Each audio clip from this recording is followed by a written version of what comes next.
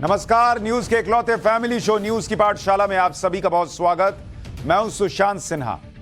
ये वो पाठशाला जहां सबकी क्लास लगती है। रोज की तरह पहले आपको बता देता हूं कि आज कौन कौन सी क्लास लगाने वाला हूं और किस किस की क्लास लगाने वाला हूं। प्रधानमंत्री मोदी ने ऐसा क्या कहा कि नीतीश माफी मांगने लग गए? आज सबसे पहले इसकी बात होगी। नीतीश, केजरीवाल, राहुल किसकी गलती से इंडी गठबंधन का अंत होगा, जिसके बारे में भी बात होगी। इसके बाद आपको दिखाऊंगा वो कॉलेज जहां प्रभु श्री कृष्ण छात्रों को एमबीए का टॉपर बना देंगे। मैनेजमेंट के छात्रों को सिलेबस में गीता के उपदेश क्यों पढ़ाए जाने वाले हैं, आज इसका चैप्टर भी लेकर आया हूं। साथ ही भारत का वो कमांडर जिसने पाकिस्तान के 2 टुकड़े कर दिए थे। प्रधानमंत्री इंदिरा के मुंह पर नेहरू की गलती बताने वाला कौन था? भारत का वो सुपर हीरो जिससे इंदिरा गांधी भी डर गई थी। 1000 रुपए के बदले आधा पाकिस्तान छीन लेने वाले हीरो का कंप्लीट चैप्टर आज खोलूंगा। फिर आपको दिखाऊंगा दुनिया का पहला लकड़ी का शहर। आप देखेंगे तो चौंक जाएंगे। यहां ना ईंट है ना सीमेंट है, वो शहर जहां सब कुछ लकड़ी का है। आज उस वुडन सिटी से आपको मिलाऊंगा। लेकिन किस्सा अनसुना में अखिलेश यादव की भी बात होगी। टीपू जो उनका नाम पड़ा, वो कैसे पड़ा, उसका अनसुना किस्सा भी आपको बताऊंगा। और पाठशाला में सबसे पहले दिन भर की बड़ी खबरों का रिव्यू कर लेते हैं, फिर पहला चैप्टर।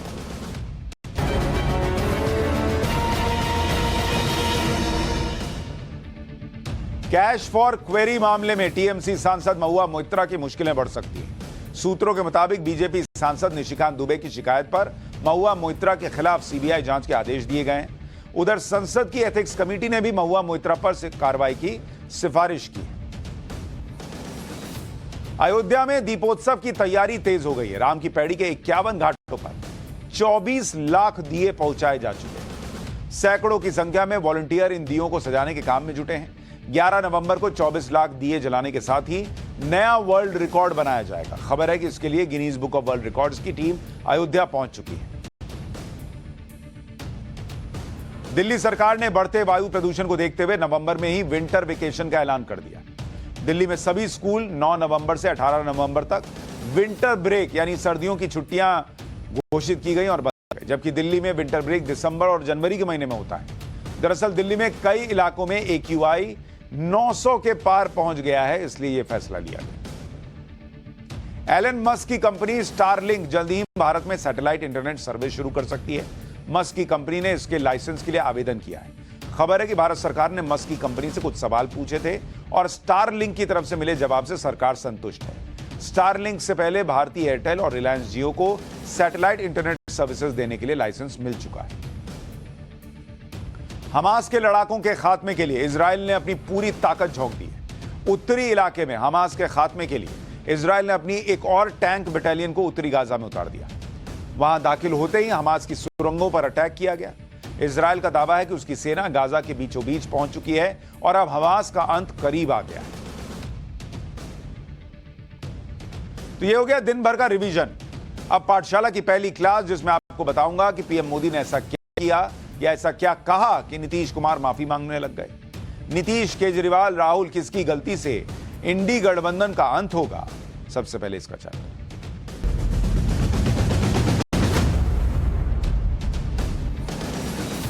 इंडी गठबंधन का गजब ही हाल चल रहा है। कोई किसी को धोखेबाज बता रहा है, कोई किसी को चालू बता रहा है। गठबंधन सिर्फ नाम का है और जो गठबंधन के नेता बनकर घूम रहे थे वो सब साइडलाइन हो गए। जैसे अगर मैं आपको याद दिलाऊं कि किस तरह से नीतीश कुमार गठबंधन के कर्ता धर्ता बनकर आए थे, पीएम बनने का सपना था। आज तो उनकी कोई पूछ नहीं हो रही। ऊपर से उन्होंने कल विधानसभा में ऐसी ऐसी बातें कह दी सेक्स एजुकेशन के नाम पर कि सबने नीतीश कुमार से कन्नी काट ली। ममता बनर्जी आजकल बिल्कुल ही चर्चा से आउट हैं। अंदर ही अंदर उनकी क्या अलग खिचड़ी पक रही है, ये कोई नहीं जानता। उद्धव ठाकरे और शरद पवार पर गठबंधन के लोग ही विश्वास नहीं करते कि वो गठबंधन के ज्यादा काम आएंगे, क्योंकि दोनों की अपनी पुरानी पार्टी ही नहीं बची। केजरीवाल का तो कोई ठिकाना ही नहीं कि कब वो जेल चले जाएंगे। उनके लोग तो जेल से सरकार चलाने की प्लानिंग करके बैठे हैं। उन्हें गठबंधन से ज्यादा केजरीवाल के जेल जाने की फिक्र है। अखिलेश यादव को गठबंधन से अब कुछ ज्यादा लेना देना नहीं रह गया। वो तो कांग्रेस को ही बैंड बजाने में आजकल जुटे हुए हैं। बच गए राहुल गांधी। वो विधानसभा चुनाव के बीच 2 दिन के लिए केदारनाथ चले गए थे और आज उनकी 4 दिन बाद कोई चुनावी रैली जाकर हुई। ये इस गठबंधन का हाल है। एक नेता कायदे से नरेंद्र मोदी को टक्कर देता हुआ दिख नहीं रहा, सब इधर उधर छितराए हुए हैं। यह हाल हो रखा। यही फर्क है नरेंद्र मोदी में और इंडी गठबंधन के नेताओं में। ये लोग ये नहीं देखते कि नरेंद्र मोदी क्या करते हैं और ये लोग क्या करते हैं, लेकिन इनको लगता है कि नरेंद्र मोदी किसी तरह से बस चुनाव जीत जाते हैं, हम मिल जाएंगे तो जीत जाएंगे। अरे भैया, मिलने के पहले गुण और लक्षण तो मिलाओ नरेंद्र मोदी से। इंडी गठबंधन के नेताओं की लेंथ ही बिगड़ी हुई है, जबकि नरेंद्र मोदी के लिए क्लियर है कि उन्हें करना क्या है और क्या कहना है। भाई, पॉलिटिक्स में कोई सियासी मौका छोड़ते नहीं। जैसे नीतीश कुमार ने विधानसभा में ऊटपटांग बयान दे दिया तो पीएम मोदी ने तुरंत आज इस मुद्दे पर इंडी गठबंधन को घेर लिया। सुनिए नीतीश कुमार के बयान पर आज पीएम मोदी ने क्या कहा है, उसके बाद बताऊंगा आगे क्या क्या हुआ है। ये गठबंधन गठबंधन, ये इंडी अलायंस, इस इंडी अलायंस के एक बहुत बड़े नेता जो इंडी अलायंस का झंडा लेकर के घूम रहे हैं, जो देश की वर्तमान सरकार को उखाड़ फेंकने के लिए भांति भांति के खेल खेल कर रहे हैं, वो इंडी अलायंस के नेता ने विधानसभा के अंदर, जिस सभा में माताएं बहनें भी मौजूद थी, कोई कल्पना नहीं कर सकता है ऐसी भाषा में बत्ती बातें की। कोई शर्म नहीं है उनको। इतना ही नहीं, इंडी अलायंस का एक भी नेता माताओं बहनों के इतने भयंकर अपमान के खिलाफ एक शब्द बोलने के लिए तैयार नहीं हुआ। कितने नीचे गिरोगे और दुनिया में देश की बेइज्जती करा रहे हो।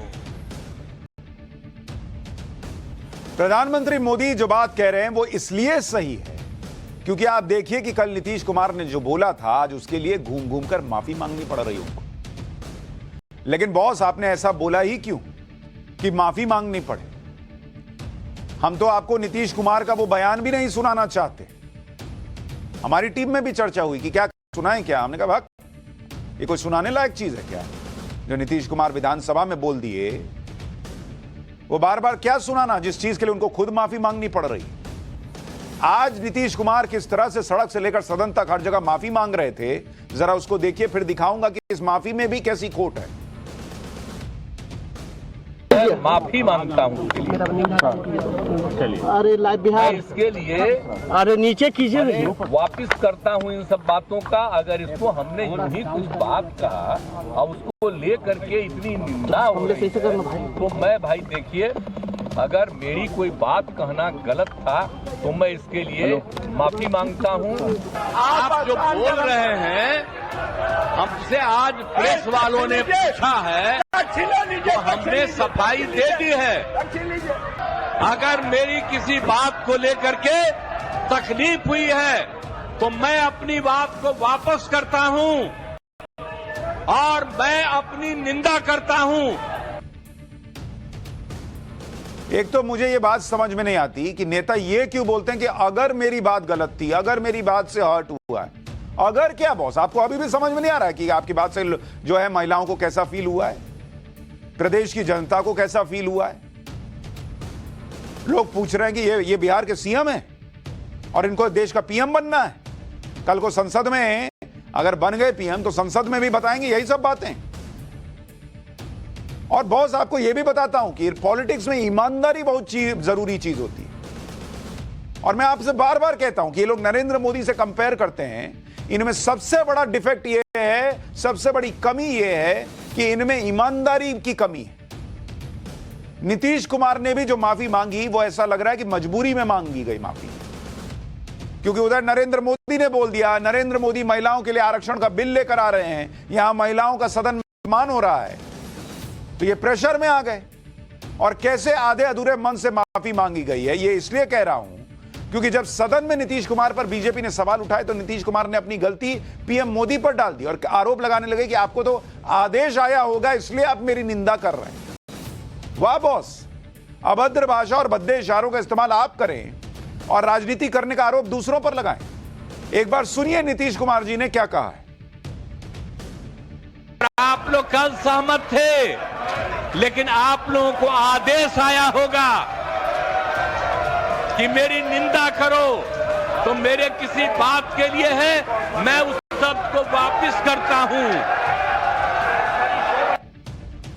आप बताइए खुद, किसी आदमी को अपनी गलती का एहसास होगा तो सामने वाले को यह बताएगा कि तुमको ऑर्डर आया है इसलिए तुम जो है मेरी निंदा कर रहे हो। सामने वाला क्या कर रहा है वो छोड़िए ना बॉस, आपने क्या किया वो देखिए। नीतीश कुमार ने जो बात कल विधानसभा में कही थी वो फैमिली प्लानिंग को लेकर कही, लेकिन उनकी भाव भंगिमाएं, उनके इशारे, उनके शब्दों का चयन, ये सब इतना हल्का स्तरहीनता लग रहा था। सड़क पर बात चल रही, वो फैमिली प्लानिंग को लेकर गंभीर बात कह रहे थे, लेकिन उसे इस तरह से बोला कि बहुत लोगों को इस पर आपत्ति हो गई। सदन में कई महिलाएं भी थी जो इस तरह की बातों से असहज हो गई। कई महिलाएं तो बाहर आकर रोने लगी। सुनिए बीजेपी की एक महिला विधायक को। Never can Bihar women forgive him, this person, because आज उन्होंने अपनी पूरी मर्यादा को शर्मसार कर दिया है।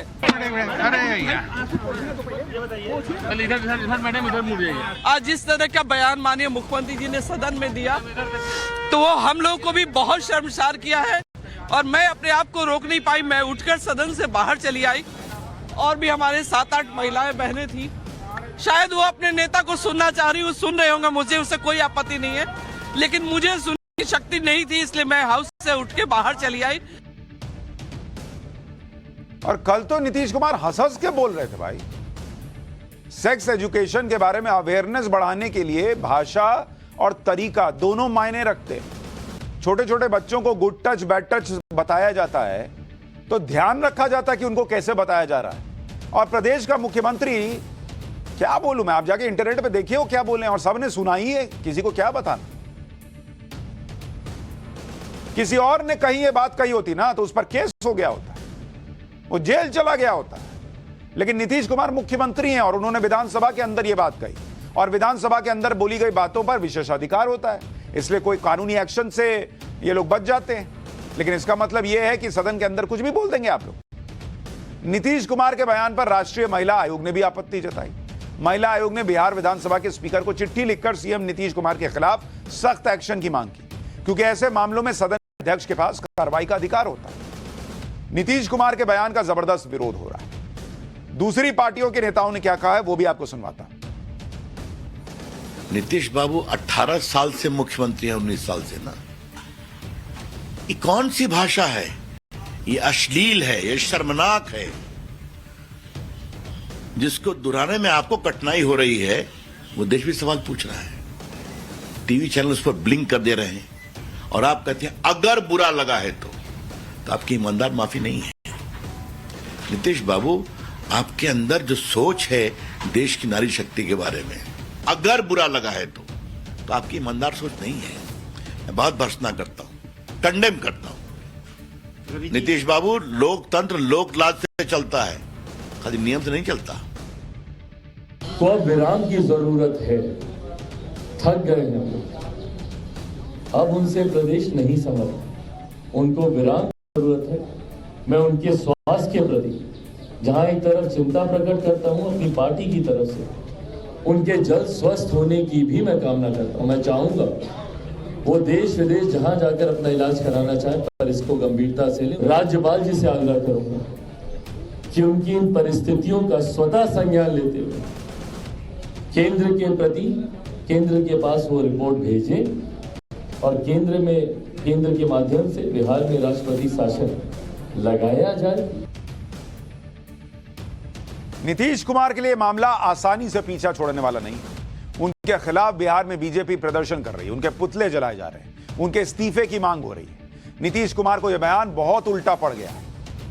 हालांकि एक वक्त ऐसा भी था जब बिहार में लालू यादव और नीतीश कुमार के बीच में यह कहकर फर्क किया जाता था कि लालू तो देसी अंदाज में कुछ भी बोल देते हैं, लालू की बातें हंसी मजाक की बातें होती हैं, चुटीली होती हैं, सीरियसनेस नहीं है लालू जी की बात में। लेकिन नीतीश धीर गंभीर बताए जाते थे, वो कोई भी बात करते थे तो उसमें गंभीरता होती थी। इसलिए लालू के मुकाबले नीतीश कुमार ज्यादा अच्छे सीएम या पीएम मटेरियल माने जाने लगे। ये सब बताकर नीतीश कुमार की बड़ाई और लालू यादव की बुराई की जाती है। लेकिन पिछले कुछ अरसे में नीतीश कुमार का बर्ताव ऐसा रहा है कि उनके बयानों और उनके बर्ताव दोनों में एक हल्कापन दिखता है। जैसे कुछ दिन पहले नीतीश कुमार एक शोक सभा में गए थे। यह शोक सभा उन्हीं की सरकार में मंत्री अशोक चौधरी के पिता की याद में थी।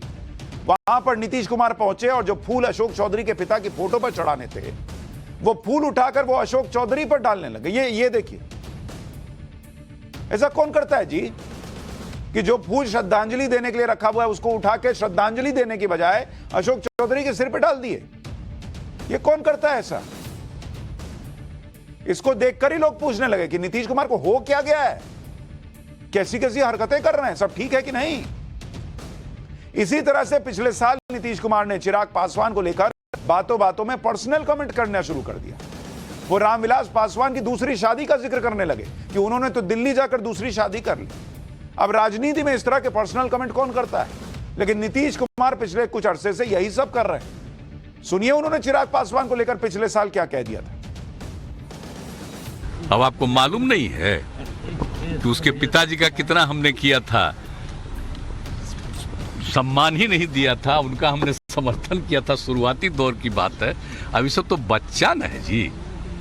बिहवा तो दूसरा वहां जाके दिल्ली में न किए हैं, तो जब वहां रहते थे वहां जाते नहीं रहते थे। हमारा रिश्ता बहुत पुराना रहा है। नीतीश कुमार को लगता होगा कि इस तरह की बातें करके वो लालू यादव बन जाएंगे, लेकिन उनके और लालू के बीच का फर्क यह है कि लालू यादव का बात करने का देसी अंदाज जरूर रहा, लेकिन किसी के लिए अपमानजनक नहीं रहा। लालू यादव की देसी स्टाइल के बहुत लोग फैन थे और आज भी लालू यादव को सुनते हैं। बॉलीवुड में लालू यादव के स्टाइल की नकल होती थी, खूब मिमिक्री होती थी। लालू यादव तो खुद कहते थे कि उनकी वजह से बॉलीवुड में कितने लोगों की रोजी रोटी चल रही है, कॉमेडियंस की रोजी रोटी चल रही है। लालू को उनके विरोधी भी बड़े मजे से सुनते थे और हंसते थे, लेकिन लिमिट क्रॉस करने वाली बातें कम ही देखी गई और सुनी गई। आज लालू के देसी अंदाज को भी आपको याद कराता हूं और आप फर्क कीजिए कि क्या लालू जी का अंदाज था और क्या नीतीश कुमार जो है आज किस जगह पहुंच गए। ये हाउ फोन बराबर बोलते थे, ये हाउ टेलीफोन बिना पूछ वाला, वही में बैठ के बंबई में ये सब बीजेपी वाला तरह तरह का खेल भेजता है। इसमें लड़की बना देगा, लड़की बना देगा सुंदर, और लालू यादव का फोटो हूबहू बना देगा, और दोनों के गर्दन में सटा देगा, और वहां से बटन दाब देगा, और टेलीफोन में जा रहा, तुम देख रहे हो मम्मी पापा जी लालू जी, खतरनाक हो। शब्दों का चयन कितना इंपॉर्टेंट होता है, नीतीश कुमार किसी से नहीं तो लालू यादव से ही सीख लें, जिनके साथ गठबंधन में। सीरियस बात को हल्के अंदाज में कहते थे, लेकिन कम से कम भाषा की मर्यादा नहीं लांघते थे। तो बीजेपी से तो नहीं सीख सकते, लालू जी से तो सीख ले नीतीश जी। संसद में तो लालू यादव की ऐसी ऐसी बातें रिकॉर्ड हैं जिस पर खूब ठहाके लगे। आज भी लोग सुनते हैं, हंसते हैं, लेकिन उन बातों में भी गंभीरता होती थी। कम से कम वो अंदाज ही सीख ले नीतीश जी।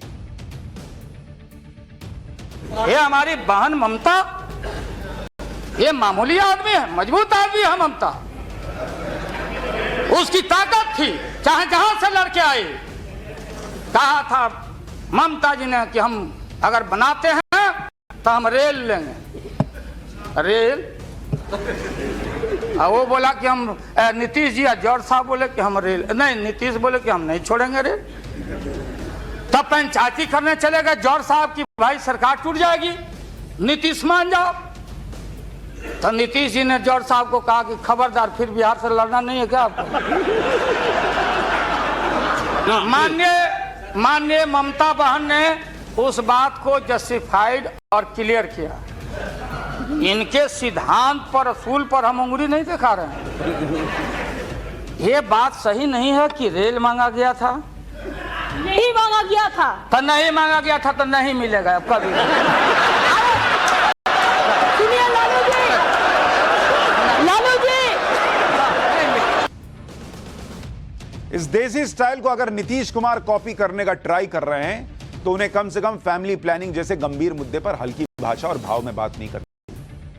लेकिन अब नीतीश कुमार खुद का भी बचाव नहीं कर पा रहे। राबड़ी देवी ने कहा कि नीतीश कुमार के मुंह से गलती से निकल गया हो, लेकिन यह गलती से निकला है या फिर ये बातें जानबूझकर कही गई, इस पर भी लोग सवाल कर रहे हैं। क्योंकि कल ही बिहार में आर्थिक सर्वे के आंकड़े आए जिसने खुद नीतीश कुमार की राजनीति को एक्सपोज किया, लेकिन आर्थिक सर्वे पर बात करने की जगह पर लोग फैमिली प्लानिंग पर नीतीश कुमार के बयान की बात कर रहे हैं। इसलिए कहा जा रहा है कि जानबूझ के तो नहीं हुआ। नीतीश कुमार की तरह इंडी गठबंधन के एक और नेता हैं अरविंद केजरीवाल, जिनकी राजनीति की रोज पोल खुल जाती है। इतने दिनों से केजरीवाल के लोग ये कह रहे हैं कि वो दिल्ली में प्रदूषण कम करने के लिए किस तरह से काम कर रहे हैं, लेकिन दिल्ली का हाल यह है कि आज भी एयर क्वालिटी इंडेक्स यानी हवा में कितना प्रदूषण है, इस पैमाने पर प्रदूषण गंभीर लेवल पर बना हुआ है। आज भी दिल्ली का एयर क्वालिटी इंडेक्स, जिसे AQI कहते हैं, वो 400 के पार था। आनंद विहार में तो बॉस 999 था AQI, 999 होना चाहिए 100 के नीचे। अब दिल्ली सरकार को यह समझ नहीं आ रहा कि प्रदूषण को रोकने के लिए करें तो करें क्या, कहें तो कहें क्या, क्योंकि सुप्रीम कोर्ट ने जो है लताड़ लगा दी। पहले दिल्ली सरकार ने ऑड इवन लागू करने की बात की, लेकिन सुप्रीम कोर्ट ने ऑड इवन की स्कीम पर ही सवाल उठा दिए। तो अब दिल्ली सरकार कृत्रिम बारिश करवाने की बात कर रही है, आर्टिफिशियल रेन कराएंगे अभी तो। दिल्ली में 20 नवंबर के आसपास कृत्रिम बारिश करवाई जा सकती है, खबर है। अगर 20-21 नवंबर को बादल छाए रहेंगे और कृत्रिम बारिश के लिए जरूरी परमिशन मिल जाएगी तो इसे पायलट प्रोजेक्ट के तौर पर शुरू किया जा सकता है। आज दिल्ली सरकार के मंत्रियों ने कृत्रिम बारिश के लिए IIT कानपुर की टीम के साथ बैठक की। IIT कानपुर ने दिल्ली सरकार को पूरा प्लान सौंपा। IIT कानपुर के विशेषज्ञों ने बताया कि जब बादल होंगे और वातावरण में नमी होगी तब कृत्रिम बारिश को करवाया जा सकता है। दिल्ली सरकार ने IIT कानपुर से कल तक एक प्रपोजल देने के लिए कहा है। शुक्रवार को दिल्ली सरकार सुप्रीम कोर्ट को इस बारे में जानकारी देगी। सुप्रीम कोर्ट में दिल्ली सरकार कृत्रिम बारिश कराने में केंद्र सरकार का सहयोग दिलाने की अपील करेगी। नकली बारिश या कृत्रिम बारिश कराने की तकनीक दुनिया के कई हिस्सों में इस्तेमाल हो चुकी है। अमेरिका, चीन, ऑस्ट्रेलिया, UAE सब जगह इसका इस्तेमाल हो चुका है। हालांकि प्रदूषण को रोकने में कृत्रिम बारिश कितनी असरदार होगी और इसका वातावरण पर क्या असर पड़ेगा, अभी इस पर रिसर्च जारी है। लेकिन सवाल तो यह भी है ना बॉस कि अगर इतनी दिल्ली की चिंता थी कि आप ED के पास पूछताछ के लिए नहीं जा सकते थे, इतनी दिल्ली की चिंता है कि जेल जाएंगे तो वहीं से सरकार चलाएंगे, तो ये जानते बूझते कि पंजाब में आप पराली पूरी तरह से नहीं रोक पा रहे जलने से, और दिल्ली में भी ये तमाशा फिर से होगा प्रदूषण वाला, लोगों की सांसें रुक जाएंगी, दम घुटेगा, ये IIT से पहले ही बात कर लेते ना बॉस, कि कृत्रिम बारिश का पहले प्लान बनाते ना। कभी बता रहे हवा इधर की नहीं है, कभी पंजाब वाला धुआं नहीं है, कभी यूपी में क्या हुआ है, कभी हरियाणा में क्या हुआ है, और अब सुप्रीम कोर्ट ने लताड़ लगा दी तो कृत्रिम बारिश का नया इलाज लेकर आए। अच्छा, इधर दिल्ली में प्रदूषण का इलाज नहीं मिल रहा, ऑड इवन का कार्ड चलते हैं, कभी कृत्रिम बारिश को निकालकर विकल्प बता देते हैं। उधर दिल्ली के मुख्यमंत्री अरविंद केजरीवाल चुनाव प्रचार में बिजी, वो कभी छत्तीसगढ़ में रोड शो कर रहे हैं, कभी मध्य प्रदेश में रोड शो कर रहे हैं। आज उन्होंने मध्य प्रदेश में रोड शो किया और MP की जनता से यह कहकर वोट मांगा कि जैसे उन्होंने दिल्ली को चमका दिया वैसे ही मध्य प्रदेश को भी चमका देंगे। अरविंद केजरीवाल को जब ED ने बुलाया था तब वो ये कह रहे थे कि दिल्ली के मुख्यमंत्री होने के नाते उनकी मौजूदगी जरूरी है, उनकी ऑफिशियल कमिटमेंट है। दिवाली आ रही है तो और भी ज्यादा काम होगा, लेकिन अब वो दिल्ली के कामकाज को छोड़कर प्रचार में जुटे हुए और मध्य प्रदेश के लोगों को बता रहे हैं कि जैसे दिल्ली चमका। इतनी दिल्ली चमक गई कि 500 मीटर के आगे धुंध में दिखता नहीं है, इतना धुआं है। अब मध्य प्रदेश गए बोलने की तुमको भी चमका देंगे, आओगे, चुनोगे। ये इंडी गठबंधन का हाल है। पाठशाला में अब अगली क्लास, और इसमें उस कॉलेज और उस यूनिवर्सिटी का चैप्टर जहां प्रभु श्री कृष्ण छात्रों को MBA का टॉपर बना देंगे। मैनेजमेंट के छात्रों को सिलेबस में गीता के उपदेश क्यों पढ़ाए जाएंगे, सुनिए जरा।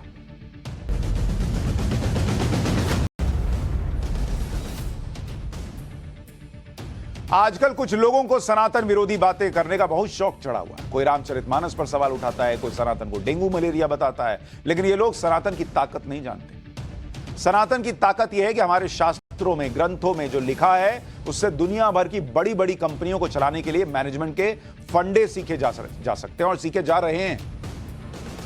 श्रीमद् भगवत गीता के जरिए मैनेजमेंट का एक पूरा सिलेबस तैयार किया गया है, जिसे इलाहाबाद यूनिवर्सिटी में BBA और MBA के स्टूडेंट्स को पढ़ाया जाएगा। जिस सनातन से लोगों को तकलीफ होती है, वही सनातन, वही भगवान श्री कृष्ण, उनके उपदेश भारत के छात्रों को एमबीए का टॉपर बनाएंगे, मैनेजमेंट गुरु बनाएंगे। महाभारत काल में भगवान कृष्ण ने अर्जुन को युद्ध मैदान में गीता का उपदेश दिया था, लेकिन इसमें मैनेजमेंट की ऐसी कई बातें हैं जिन्हें सीखकर बीबीए और एमबीए की पढ़ाई करने वाले स्टूडेंट्स अपनी मैनेजमेंट स्किल्स को बढ़ा सकते हैं, अपनी जिंदगी में बेहतर बॉस बन सकते हैं, बेहतर कुलीग बन सकते हैं। आपने अक्सर सुना होगा कि जीवन की हर समस्या का जवाब श्रीमद् भगवद गीता में लिखा हुआ है। इस ग्रंथ में ज्ञान, विद्या और कर्मयोग के सिद्धांत के साथ साथ मैनेजमेंट और ग्रोथ के बारे में बहुत विस्तार से समझाया गया है। हालांकि हमारे देश में कुछ लोगों को लगता है कि इस तरह के सनातनी शास्त्रों में तो पौराणिक किस्से हैं, धर्म उद्देश्य की बातें लिखी हैं, इसको पढ़ने से क्या होगा, क्योंकि यहां से बहुत मॉडर्न हो गए हैं। लेकिन जीवन भी किसी कुरुक्षेत्र से कम नहीं है बॉस, और इसलिए इस सिलेबस में भगवद गीता के अलावा रामायण, उपनिषद, चाणक्य नीति के बारे में भी पढ़ाया जाएगा, जिससे विपरीत परिस्थितियों के सामने हार नहीं मानने का मोटिवेशन मिलता है, और जो किसी की व्यक्तिगत सफलता और देश की सफलता दोनों के लिए जरूरी है। भगवद गीता से मैनेजमेंट की स्किल किस तरह से सीखी जा सकती है या सिखाई जाएगी, इसे बताने से पहले आपको इलाहाबाद यूनिवर्सिटी के नए कोर्स के बारे में बताता हूं, ताकि आपको समझ में आए कि मुगलों और अंग्रेजों के आने से पहले इस देश में शास्त्रों के बारे में कैसे पढ़ाया जाता था। और यही वो दौर था जब भारत को विश्वगुरु और सोने की चिड़िया जैसे शब्दों से पुकारा जाता था, लेकिन धीरे धीरे ज्ञान विलुप्त हो गया और हम अपने शास्त्रों से दूर होते चले। लेकिन अब इलाहाबाद सेंट्रल यूनिवर्सिटी के न्यू एजुकेशन पॉलिसी के तहत कॉमर्स डिपार्टमेंट में 5 इयर्स इंटीग्रेटेड बीबीए और एमबीए कोर्स लॉन्च किया गया है। इसमें Indian management thought and practices subject में भगवान श्री कृष्ण की भगवद गीता के साथ ही रामायण, उपनिषद और चाणक्य नीति पढ़ाई जाएगी, ताकि मैनेजमेंट की पढ़ाई कर रहे स्टूडेंट्स प्राचीन भारत के मैनेजमेंट स्किल और इकोनॉमी के बारे में समझ सकें। इस कोर्स में पहली बार स्टूडेंट्स बड़े उद्योगपतियों के स्मार्ट मैनेजरियल डिसीजंस और स्किल्स के बारे में भी पढ़ेंगे, जैसे उद्योगपति जेआरडी टाटा, अजीम प्रेमजी, धीरूभाई अंबानी, नारायण मूर्ति, सुनील मित्तल, बिरला जैसे उद्योगपतियों के बारे में भी पढ़ाया जाएगा। इससे कॉर्पोरेट के मुताबिक मैन पावर तैयार हो सकेगी। इस नए कोर्स में स्टूडेंट्स को अष्टांग योग की भी शिक्षा दी जाएगी, ताकि कठिन परिस्थितियों में किस तरह मन को शांत रखकर कड़े फैसले लेने की स्किल भी आप सीख सकें। भाई, अगर आप इंप्लॉई हैं, बॉस ने अच्छा इंक्रीमेंट नहीं किया, भग से पारा चढ़ गया, या अभी तो बॉस को छोड़ूंगा नहीं, ये योग कीजिएगा शांत शांत, पहले अगला ऑफर लेटर ले लो, फिर बॉस को देखेंगे। या अगर बॉस है और नीचे एम्प्लॉय काम नहीं कर रहा है, तो जाके उसको गाली देने से तो होगा नहीं। योग शांत शांत, फिर उसको बैठा के बात करो कि दूसरा लाइन कि तुम करोगे। यही सब सीखना है बॉस। इस कोर्स में आर्टिफिशियल इंटेलिजेंस और स्टार्टअप मैनेजमेंट को भी शामिल किया गया है। यानी शास्त्रों के साथ इस कोर्स की एक अच्छी बात यह है कि इसमें मल्टीपल एंट्री एग्जिट सिस्टम होगा। मतलब यह हुआ कि अगर कोई स्टूडेंट 1 साल बाद पढ़ाई छोड़ देगा तो उसको 1 साल का सर्टिफिकेट मिलेगा। अगर दूसरे साल पढ़ाई छोड़ता है तो उसे डिप्लोमा मिलेगा, जबकि 3 साल में बीबीए की डिग्री और 5वें साल में एमबीए की डिग्री मिल जाएगी। अब ये सब जानते हैं कि भगवद गीता में भगवान श्री कृष्ण ने अर्जुन को युद्ध में हथियार डालने के बजाय धर्म की रक्षा के लिए कर्म का संदेश दिया। इसलिए गीता में कहा गया है कि कर्मण्येवाधिकारस्ते मा फलेषु कदाचन, यानी कर्म कर, फल की इच्छा मत कर। लेकिन गीता उपदेश में कर्म के साथ साथ मैनेजमेंट के जो सूत्र बताए गए हैं, उन्हें सीख कर किसी भी सेक्टर में सफलता पाई जा सकती है। आज आपको भगवद गीता के वो श्लोक भी बताऊंगा जिनमें मैनेजमेंट को बारीकी से बताया गया है, लेकिन अगर इन्हें आसान भाषा में समझा जाए तो कहा जाता है कि अपने लक्ष्य पर फोकस करो, तभी आपको सफलता मिल सकती है। जबकि युद्ध के मैदान में अर्जुन अपने भाइयों और गुरुओं को देखकर डिफोकस हो गए थे। तब श्री कृष्ण जी ने उन्हें अपने लक्ष्य पर केंद्रित होने के लिए कहा। अब यह बात भगवद गीता सिखाती है, लेकिन भगवद गीता पढ़ाए कौन मैनेजमेंट में? दूसरा सूत्र है कि अगर आप टीम लीडर और मैनेजर हैं तो अपने साथ काम करने वालों को लेकर चलिए साथ में, खुद ऊपर चले जाइएगा और सब नीचे रहेंगे, ऐसे नहीं चलता बॉस। महाभारत में श्री कृष्ण पांडवों के गुरु भी थे और अर्जुन के सारथी भी थे। वो युद्ध की रणनीति भी सिखा रहे थे और अर्जुन की मदद भी कर रहे थे। अच्छा लीडर सिर्फ कमी नहीं बताता, बल्कि उन्हें ठीक करने की तकनीक भी सिखाता है, मार्गदर्शन भी करता है। यह भी गीता सिखाती है। कर्म करें, फल की चिंता ना करें, इसका मतलब यह बिल्कुल नहीं है कि आप अपने फल यानी टारगेट के बारे में भूल जाएं। आप अपने टारगेट तो सेट करें, लेकिन उसकी चिंता करने की बजाय यह चिंतन करें कि वो कैसे पूरा हो सकता है। मतलब प्रोसेस पे ध्यान दें। काम करते वक्त पूरे टाइम टारगेट होगा, टारगेट होगा, टारगेट पूरा होगा, यह नहीं सोचिए। करते चले जाइए टारगेट को ध्यान में रख के। वो कौन सा काम या रणनीति हो सकती है जो आपको अपने लक्ष्य तक पहुंचा सकती है, इस पर फोकस कीजिए। मैनेजमेंट का एक सूत्र यह भी है कि आपने अपने काम पर अहंकार न करें। कुरुक्षेत्र के मैदान में कौरवों को इस बात का अहंकार हो गया था कि वो युद्ध जीत जाएंगे, क्योंकि उनके पास भीष्म पितामह, गुरु द्रोणाचार्य और कर्ण जैसे योद्धा हैं। लेकिन फिर भी कौरव हार गए थे। नया कौशल सीखें, यानी खुद को लगातार अपडेट करें। युद्ध के मैदान में कृष्ण लगातार पांडवों को अपनी रणनीति अपडेट करने के लिए गाइड कर रहे थे। किस दुश्मन को किस तरह मारा जाएगा इसके बारे में अपडेट कर रहे थे। ऐसे काम ना करें जिनकी वजह से गलत लोगों की ताकत बढ़ती है। महाभारत में भी कौरवों के पिता राजा धृतराष्ट्र ऐसे व्यक्ति थे जिन्होंने दुर्योधन की गलतियों को नजरअंदाज किया, जिसकी वजह से महाभारत का युद्ध हुआ।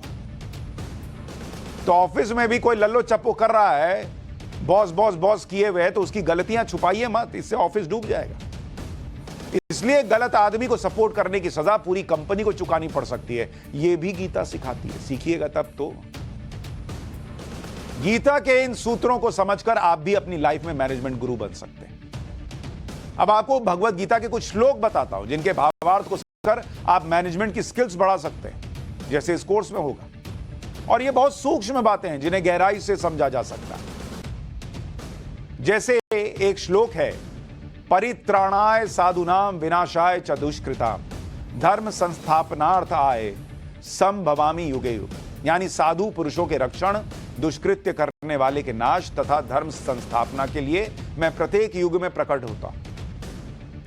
यहां साधु नाम का मतलब अच्छे कर्मों से, यानी अच्छी नीतियों को अपनाएं, गलत बातों और नेगेटिविटी से दूर रहें।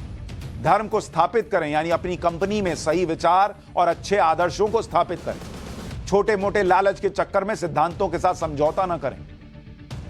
अब सोचिए कितनी गूढ़ बात है, लाइफ में आप इस्तेमाल कर सकते हैं, लेकिन कोई पढ़ाता नहीं, कोई बताता नहीं। दूसरा श्लोक है, सुख दुखे समे कृत्वा लाभा लाभो जया जयो ततो युद्धाय युज्यस्व नैवम पम वापस्यसि।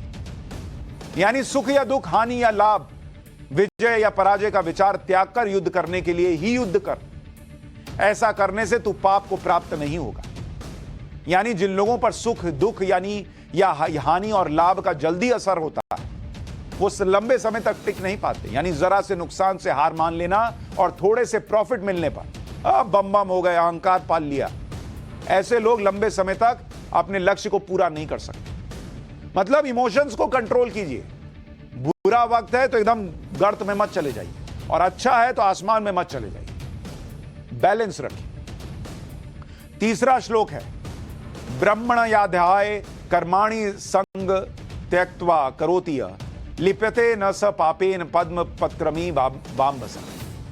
यानी जो कर्म योगी सभी कर्म फलों को परमात्मा को समर्पित करके निष्काम भाव से कर्म करता है, उसको पाप कर्म कभी स्पर्श नहीं कर पाते, जिस प्रकार कमल का पत्ता जल को स्पर्श नहीं कर पाता। यानी जो व्यक्ति गलत नीतियों के बजाय सही रास्ते पर चलता है, वो कभी गलत निर्णय नहीं लेता।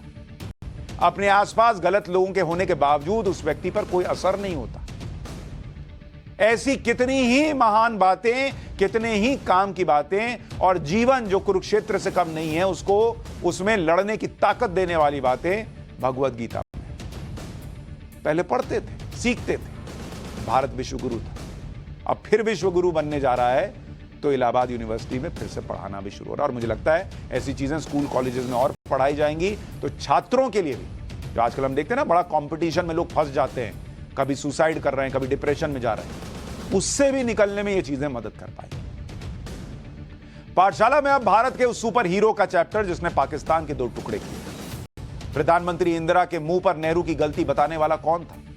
भारत का वो सुपर हीरो जिससे इंदिरा गांधी भी डर गई।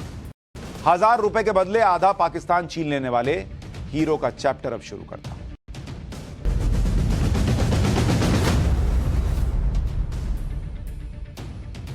भारतीय सेना की वीरता के किस्सों का जब भी जिक्र किया जाता है, तो एक शख्स का नाम सबसे ऊपर आता है, और वो नाम है भारत के पहले फील्ड मार्शल सैम मानेकशॉ का, जिन्होंने 1971 के युद्ध में पाकिस्तान को धूल चटाई थी और पाकिस्तान के 2 टुकड़े कर दिए थे। सैम मानेकशॉ की जिन्हें भूमिका थी वो आपको विस्तार से बताऊंगा। लेकिन उससे पहले 1971 के जंग का बैकग्राउंड आपको संक्षेप में बताता हूं। बहुत लोगों को पता नहीं होगा कि 1971 का युद्ध हुआ कैसे, पाकिस्तान के दो टुकड़े हुए क्यों। दरअसल 1970 में पाकिस्तान में इलेक्शंस हुए और इसमें शेख मुजीबुर रहमान की आवामी लीग को 167 सीट मिल गई। शेख मुजीबुर रहमान पूर्वी पाकिस्तान के बड़े नेता थे, जो आज की डेट में बांग्लादेश है। उनको बहुमत मिलना पश्चिम पाकिस्तान को पसंद नहीं आया, यानी आज वाले पाकिस्तान को। तो पाकिस्तान के तत्कालीन राष्ट्रपति जनरल याहिया खान ने चुनावी नतीजों को मानने से ही इनकार कर दिया। जनरल याहिया खान ने शेख मुजीबुर को गिरफ्तार किया और जेल में डाल दिया। उसके बाद पाकिस्तानी फौज ने पूर्वी पाकिस्तान के लोगों पर, जो आज का बांग्लादेश है, वहां के लोगों पर अत्याचार करना शुरू किया। मार्च 1971 तक पूर्वी पाकिस्तान के लोगों ने पाकिस्तानी सेना के खिलाफ विद्रोह करना शुरू कर दिया। शेख मुजीबुर रहमान की पार्टी आवामी लीग ने अलग देश की मांग शुरू की, क्योंकि उनको समझ में आ गया कि पाकिस्तान तो इसके साथ रहना संभव नहीं है भाई, हम अपना अलग देश बना लेंगे। आवामी लीग ने आजादी के लिए मुक्ति वाहिनी नाम का सैन्य संगठन बनाया। मुक्ति वाहिनी को भारत की सरकार का समर्थन हासिल था, भारत से ट्रेनिंग भी मिल रही थी। अब क्योंकि मुक्ति वाहिनी को भारत से ट्रेनिंग मिल रही थी, और तो पाकिस्तान को शक था कि कहीं भारत पूर्वी पाकिस्तान पर हमला न कर दे। उस समय भारत और पाकिस्तान में तनाव अपने चरम पर चला गया, क्योंकि पाकिस्तान को लग रहा था कि अब तो ये पूर्वी पाकिस्तान अपने हाथ से जाने वाला है। भारत की तब की प्रधानमंत्री इंदिरा गांधी को भी सारी खबरें मिल रही थी। मार्च 1971 तक पूर्वी पाकिस्तान में हालात बहुत खराब हो चुके थे। पूर्वी पाकिस्तान से करोड़ों लोग भारत आ रहे थे, जिससे शरणार्थी संकट बढ़ रहा था। इंदिरा गांधी चाहती थी कि भारत को फौरन पूर्वी पाकिस्तान में दखल देना चाहिए। इस घटना के बाद से खुद सैम मानेकशॉ ने मुंबई के सेंट जेवियर कॉलेज में इस घटना के बारे में बताया था कि अप्रैल के महीने में ही इंदिरा गांधी ने तत्कालीन सेना अध्यक्ष सैम मानेकशॉ को बुलाया और कहा कि पाकिस्तान पर हमला कर दे। इंदिरा गांधी ने कैबिनेट मीटिंग बुलाई और सबके सामने कहा कि हमें पूर्वी पाकिस्तान में दखल देना ही होगा। सैम मानेकशॉ ने उसी मीटिंग में सबके सामने ऐसा करने से मना कर दिया। प्राइम मिनिस्टर बोल रहे हैं करना होगा, सैम मानेकशॉ ने कहा कि ना बॉस। उन्होंने कहा सेना अभी जंग के लिए तैयार नहीं है। सैम मानेकशॉ ने कहा कि अगर हम अभी लड़ाई शुरू करेंगे तो निश्चित तौर पर हार जाएंगे। सैम मानेकशॉ के इस जवाब से इंदिरा गांधी नाराज हो गई, जिसके बाद सैम मानेकशॉ ने इंदिरा गांधी से कहा कि मैडम प्राइम मिनिस्टर, आप कुछ कहें उससे पहले एक सवाल है। आप मेरा इस्तीफा मानसिक, शारीरिक या फिर हेल्थ किस आधार पर स्वीकार करेंगे, बता दीजिए। मतलब प्राइम मिनिस्टर के मुंह पे कह दिया कि अगर ये करना है तो मेरा इस्तीफा ले लीजिए। उसके बाद इंदिरा गांधी ने कहा कि मीटिंग फिर से शाम 4 बजे होगी, तो सब उठ के चले गए। लेकिन इंदिरा गांधी ने, प्राइम मिनिस्टर ने सैम मानेकशॉ को रोका। इंदिरा गांधी ने सैम मानेकशॉ से कहा कि अभी जो आप कह रहे हैं कि हमारी तैयारी नहीं है, हम लोग हार जाएंगे, क्या वो सच है? सैम मानेकशॉ ने कहा कि मेरा काम आपको फैक्ट और सच्चाई बताना है। अगर 1962 में आपके पिता का कमांडर इन चीफ मैं होता तो भारत को शर्मनाक हार नहीं झेलनी पड़ती। मतलब इंदिरा गांधी के मुंह पे नेहरू जी के बारे में बता दिया कि अगर मैं होता तो उस समय हार ना होती, गलत निर्णय ना लिए गए होते। उस समय आर्मी चीफ के पास यह कहने की हिम्मत नहीं थी कि वो नेहरू जी से यह कह सकें कि हम अभी तैयार नहीं। मुंह पे बोला भाई इंदिरा गांधी को। ऐसे थे सैम मानेकशॉ, जो पूरी ईमानदारी के साथ सही बात कहते थे, चाहे सामने जो हो, फर्क नहीं पड़ता था उनको। प्रधानमंत्री की बात मानने से इनकार करने की हिम्मत सैम मानेकशॉ में ही थी। लेकिन ये तो उनकी जिंदगी का एक पहलू बता रहा हूं, इससे आपको पता चलेगा कि सैम मानेकशॉ का कैरेक्टर कितना स्ट्रांग था।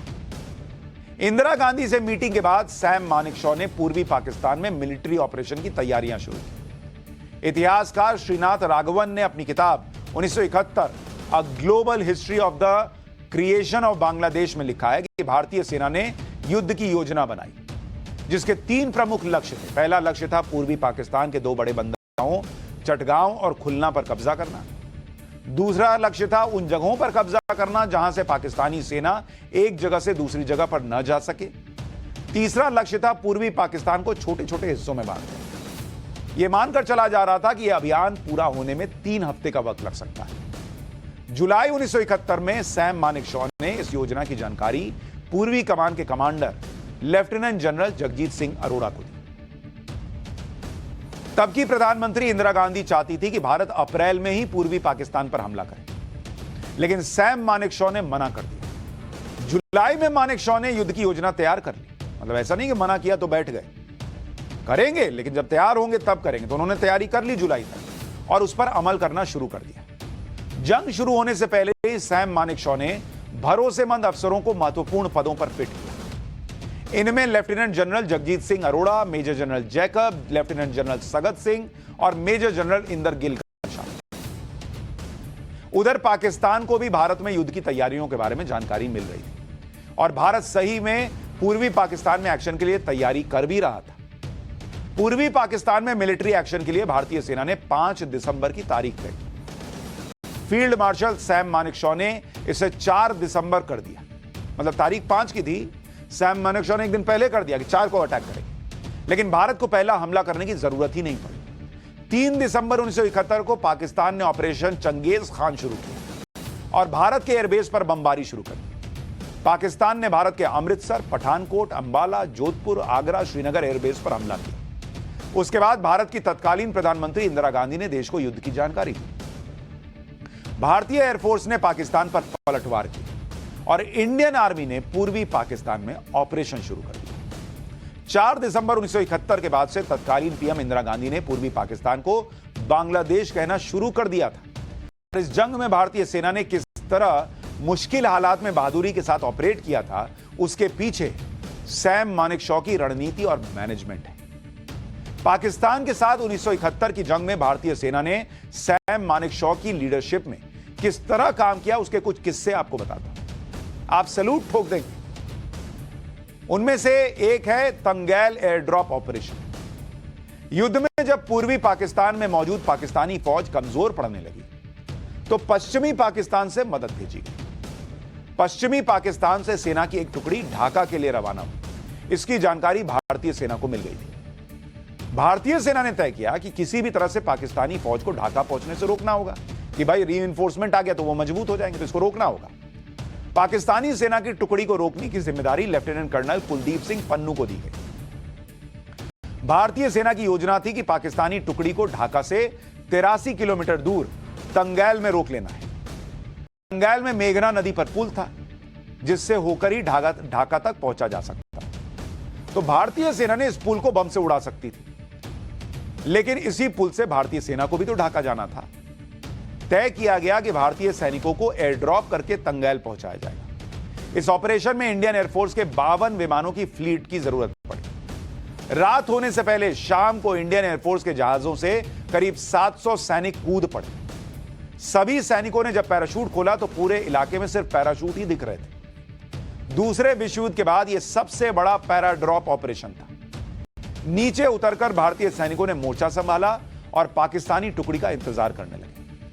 जैसे ही पाकिस्तानी सेना पुल के पास आई, भारतीय सेना ने उस पर हमला किया। कई पाक सैनिक मारे गए और कई सैनिकों को बंदी बना लिया गया। पाकिस्तान की हालत यह हो गई कि 12 दिसंबर तक पाकिस्तान को लगने लगा कि वो जंग हार रहा है। हार की फजीहत से बचने के लिए पाकिस्तानी प्रधानमंत्री जुल्फिकार अली भुट्टो अमेरिका रवाना हो गए। उस समय तक अमेरिका पाकिस्तान का पक्ष लेता था। जुल्फिकार अली भुट्टो ने अमेरिका से कहा कि वो भारत पर सीज फायर के लिए दबाव बनाए। सीज फायर पर प्रस्ताव बनाते बनाते 4 दिन गुजर गए और इसी बीच 16 दिसंबर को पाकिस्तानी सेना ने सरेंडर कर दिया। इससे जुल्फिकार अली भुट्टो इतना खिसिया गए कि यूएन में अपनी स्पीच छोड़कर भाग खड़े हुए। यह वीडियो उसी समय का है। इसमें आप सुनेंगे कि जुल्फिकार अली भुट्टो कह रहे हैं कि यूएन में समय बर्बाद करने से बेहतर है कि वो चले जाएं। इसके बाद जुल्फिकार अली भुट्टो हाथ में लिया कागज फाड़ते हैं और वहां से निकल जाते हैं। एक बार दिखाइए जरा। Should I waste my time here in the Security Council? I'm going. Why should I waste my time here in the Security Council? I'm going.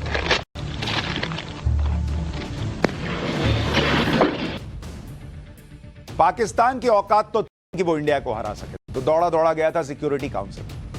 वहां भी कुछ हो नहीं पाया तो कागज फाड़ के मुंह जो है बिनबिनाते हुआ बनाकर वापस चले आए। पूर्वी पाकिस्तान में भारत को मुक्ति वाहिनी की भी मदद मिल रही, जिसकी वजह से सिर्फ 13 दिन में युद्ध खत्म हो गया। 3 दिसंबर को शुरू हुआ युद्ध 16 दिसंबर को खत्म हो गया। पाकिस्तानी सेना ने घुटने टेक दिए। 16 दिसंबर को सैम मानेकशॉ ने मेजर जनरल जैकब को फोन करके कहा कि वो ढाका जाकर पाकिस्तान का सरेंडर करवाएं। मेजर जनरल जैकब और लेफ्टिनेंट जनरल जगजीत सिंह ढाका पहुंचे और पाकिस्तानी सेना के कमांडर से मिले। पूर्वी पाकिस्तान में पाकिस्तानी सेना की कमान lieutenant general Amir Abdullah Niazi के पास थी। मेजर जनरल जैकब ने नियाजी से कहा कि वो अपनी भारतीय सेना को तलवार समर्पित कर। जनरल नियाजी के पास तलवार थी नहीं, तो उसने अपनी पिस्तौल लेफ्टिनेंट जनरल जगजीत सिंह अरोड़ा को सौंप दी। उसके बाद जनरल नियाजी ने भारतीय सेना के अधिकारियों के सामने सरेंडर के कागज पर दस्तखत किए। ये उसी वक्त की तस्वीर है। पाकिस्तानी लेफ्टिनेंट जनरल नियाजी के 90,000 से ज्यादा पाकिस्तानी सैनिकों ने सरेंडर किया। उसके बाद एक नए देश बांग्लादेश का जन्म। 1971 की जंग के बाद सैम मानेकशॉ पूरे देश में हीरो बन गए। हालांकि ऐसा भी नहीं है कि 1971 से पहले सैम मानेकशॉ लोकप्रिय नहीं थे, फिर उनके बारे में कोई जानता नहीं था, ऐसा भी नहीं था। एक वक्त तो ऐसा भी आया जब इंदिरा गांधी को सैम मानेकशॉ से डर लगने लग गया था कि कहीं वो उनकी कुर्सी न छीन। एक इंटरव्यू में सैम मानेकशॉ ने खुद इसके बारे में बताया था, और यह 1968 का साल है। उन्होंने कहा कि एक दिन इंदिरा गांधी ने सैम मानेकशॉ को बुलाया। वो काफी परेशान लग रही थी। सैम मानेकशॉ ने उनसे पूछा कि क्या कोई परेशानी है। इस पर इंदिरा गांधी ने कहा कि सैम मानेकशॉ ही उनकी समस्या है। इंदिरा गांधी ने कहा कि सब लोग बोल रहे हैं कि सैम मानेकशॉ उनकी सत्ता छीन लेंगे। इस पर मानेकशॉ ने कहा कि आपको क्या लगता है। इंदिरा गांधी ने कहा कि आप ऐसा नहीं कर सकते। सैम मानेकशॉ ने कहा कि उनका कोई इरादा राजनीति में आने का है भी नहीं। जब तक फौज में उनके काम में कोई दखल नहीं होता, उन्हें कोई दिक्कत नहीं। लेकिन ऐसी पॉपुलैरिटी हो गई थी सैम मानेकशॉ की कि इंदिरा गांधी डर गई कि मेरी कुर्सी न चली जाए। सैम मानेकशॉ की शख्सियत बहुत हाजिर जवाब की थी। खुद सैम मानेकशॉ ने एक किस्सा बताया था जो पाकिस्तान के जनरल याह्या खान से जुड़ा था। भारत की आजादी से पहले याह्या खान ने सैम मानेकशॉ के अंडर काम किया था। उस समय याह्या खान कर्नल थे और उन्हें सैम मानेकशॉ की जेम्स मोटरसाइकिल बहुत पसंद थी। सैम मानेकशॉ ने जेम्स मोटरसाइकिल 1400 रुपए में खरीदी थी उस जमाने में। सैम मानेकशॉ ने याह्या खान से कहा कि 1400 रुपए में यह बाइक ले लो। याह्या खान ने कहा कि उनके पास तो सिर्फ 1000 रुपए है, बाकी के वो बाद में दे देंगे। लेकिन याह्या खान ने सैम मानेकशॉ को 1000 रुपए भी नहीं दिए। पाकिस्तान कभी सुधरने वाला है, वहां के लोग सुधरने वाले हैं। भीख लेकर आज जो कटोरा लेकर घूमता है भीख के लिए पाकिस्तान, ये उस जमाने में भी हाल था। बाइक ले लिया, 1000 रुपए नहीं दिए। जब 1970 में भारत और पाकिस्तान का युद्ध हुआ तो पाकिस्तान के राष्ट्रपति याह्या खान ही थे। 1971 की जंग के बाद सैम मानेकशॉ ने बाइक वाली घटना को फिर से याद किया। सैम मानेकशॉ ने कहा कि याह्या खान ने उन्हें भले ही मोटरसाइकिल के 1000 रुपए नहीं दिए, लेकिन बदले में आधा पाकिस्तान दे दिया। तो एक बाइक की कीमत जो है वो कितनी महंगी पड़ी पाकिस्तान को, आप सोचिए। ये वो बाइक है और वो आप देख रहे हैं, एक तरफ छोटे में पासपोर्ट साइज में याह्या खान को और बड़ी तस्वीर जो है वो सैम मानेकशॉ की। तो ये एक बाइक जिसके 1400 रुपए तो छोड़िए, 1000 रुपए भी नहीं दिए याह्या खान ने। वो सैम मानेकशॉ ने एक तरीके से मतलब मजाक में कहा कि इसके बदले में आधा पाकिस्तान तो ले ही लिया। तो ये है सैम मानेकशॉ की कुछ कहानियां जो मैंने आपको बताई, और आज इसलिए भी बताई क्योंकि फिल्म आ रही थी, उसकी चर्चा हो रही थी। वो फिल्म के जब पोस्टर्स देखे, उसका ट्रेलर देखा, तो ऐसा लगा कि बिल्कुल ही जो विकी कौशल है वो सैम मानेकशॉ लग रहे हैं। तो हमें लगा कि आपको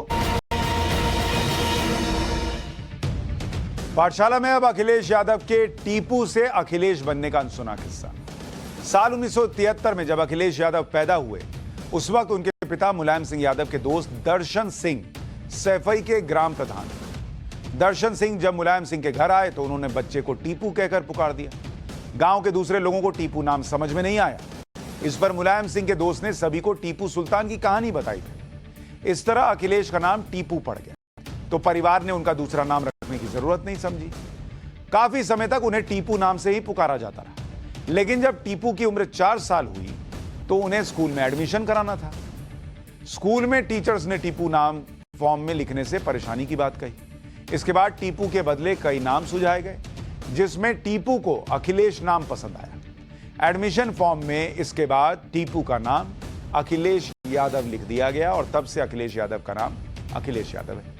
इस तरह टीपू अखिलेश यादव हो गए, जो आज अपने पिता मुलायम सिंह यादव की राजनीतिक विरासत को संभाल रहे हैं।